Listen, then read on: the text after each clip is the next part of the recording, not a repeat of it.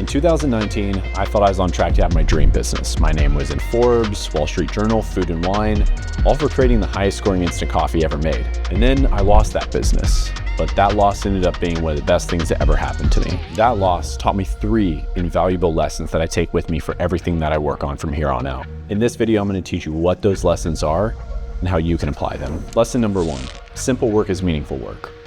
When I had my coffee business, it was way too complex. I wanted to reinvent instant coffee completely, and that led me down all sorts of paths that ended up bringing so much complexity into my life. It's okay to start with something that you're passionate about, but do not overcomplicate it. Make sure what you're working on and what your business focus is simple inherently, because simplicity frees you to focus on what matters.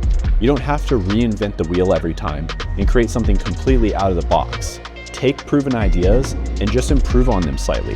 Let the business be very straightforward and one that tons of other people have done successfully. That way you can come in, bring your unique contributions to it, like better customer service, better branding, better product, faster delivery, and those can be your unique edge in the business. Straightforward operations allow for a lot more control and clarity over how to grow the business. Keeping it simple will lead to better results. Lesson number 2 that I learned is cash flow is everything.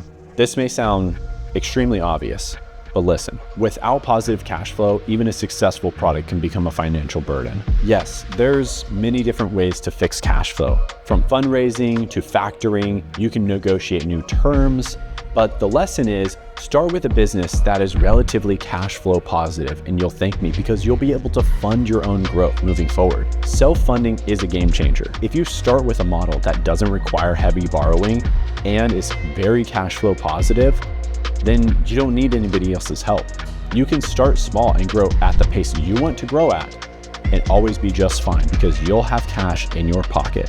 You can decide to pull that out, reinvest it, whatever you want. Make sure that you think about cash flow before getting started in your business. And here, I want to say this too, because a lot of people, when they haven't started a business before, they have a big idea, they want to go out and do fundraising. It's fun to find investors and get loans and all of that stuff. But listen, if you can avoid needing loans or investor cash to survive, you'll have a much stronger foundation and you'll retain 100% control of your company forever. There's a quote that I heard from Dave Ramsey that I really love. He says, if you spread out a light, you'll light a room. But if you focus it in, it becomes a laser and can cut through steel. And I love this because it really does apply to business and it applies to every aspect of your life. When you focus, you harness your power and your energy and your attention into doing great things. Today I run a demolition company called Swift, and when I started, I decided that's exactly what I'm going to do. I'm going to focus on this for 2 straight years and not let off the gas. And that's exactly what I did. In our first year, we did $500,000. I've never run a construction company before. In our second year, we did just under $1 million. And now I have a general manager set up, a commercial project manager, an accountant, and it runs without me even in the same state or even on the same coast. Focus is going to be the mechanism that gets you from where you are to where you want to be. There's not going to be any sort of hack. If you focus and you put your head down and then you stop looking elsewhere for the next thing or the next hack or what agency to hire to get you to where you want to be, if you just focus and figure it out, you will get there.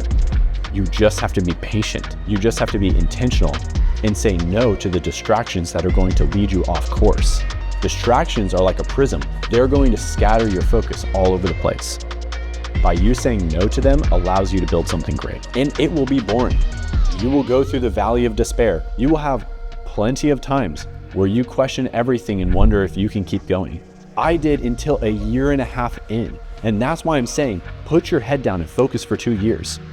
Even after the first year, we had done almost $500,000 in the first year. Even 18 months in, when I had a dry couple of weeks, I was wondering, maybe this is it. Maybe people don't want demo anymore.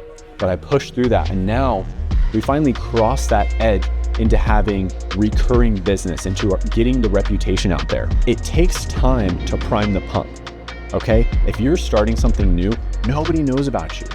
Nobody knows that you're better. You need to give it time. Things don't happen overnight like that. And this really brings me back to the 2 other points. When you have a simple business, with positive cash flow, you don't have to worry about all these other things. It allows you to focus.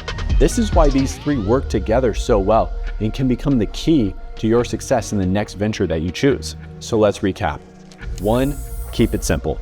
Choose a low complexity business, one where you can master the fundamentals and have the levers of business right in front of you.